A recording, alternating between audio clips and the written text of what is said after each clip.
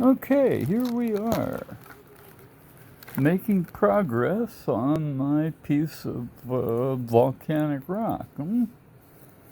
Because look at that, it's not really volcanic rock, it's a piece of metal. And it's got a face on it.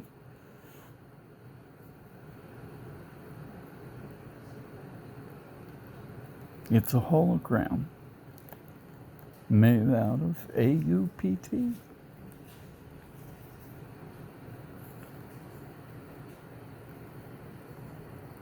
How about that? Wowie zowie, man.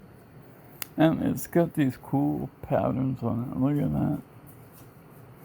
When I get done here, you'll be able to see them clearly. Let's see if I can blow it up a little bit.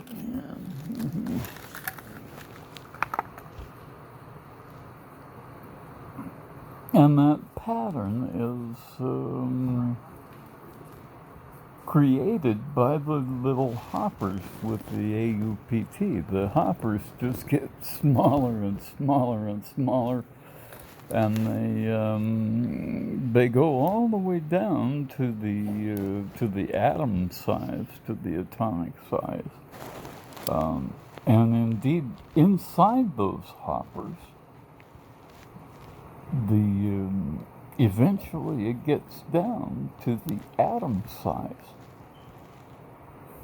Boy, look at that piece right there.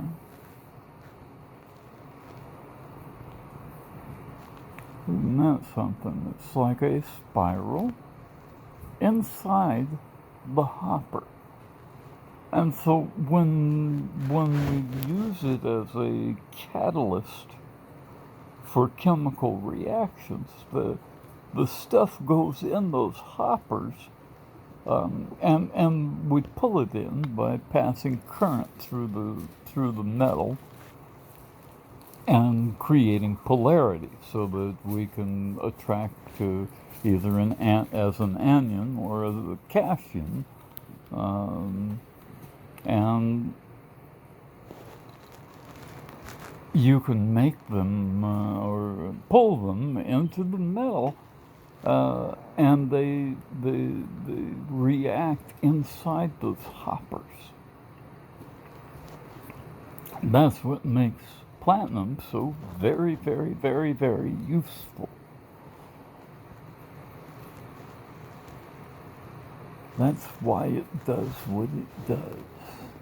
And AUPT does all that same stuff. Except, of course, right now it doesn't pass a current. If I take my ohm meter and try to measure the resistance across it, it shows an infinite resistance. It shows that it's not passing a current at all. It shows that it's a non-metal. And it is. It does not pass current at the moment. When I melt it, it becomes a metal, a metal with metallic bonds. At the moment, it has covalent bonds. That's why it's not quite as shiny as metals usually are. Because that shininess is caused by loose electrons in the metallic structure of the crystal. Okay, so we're getting down to the metal here, to the AUPT below the crust on the outside of this thing, and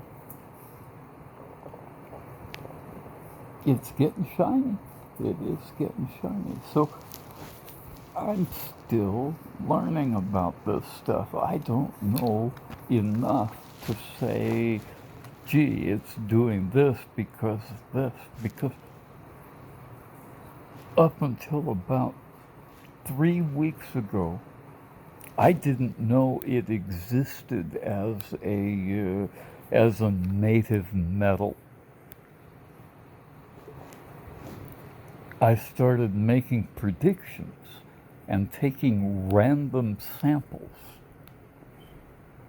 But I was taking random samples in places I knew to be fault lines. And we scored a home run each time because I wasn't actually guessing about that. I knew it was a fault line, and I knew there was a UPT there before I stopped, before I did the random samples. Not because I'd stopped there before, but because I know where it forms and how it came about. And that makes it a lot easier to predict where it comes from, where you're gonna find it. And I have indeed found lots and lots and lots of it. And what we have here is not a rusty piece of iron. This is a single crystal of gold platinum alloy. The gold platinum alloy I call AUPT.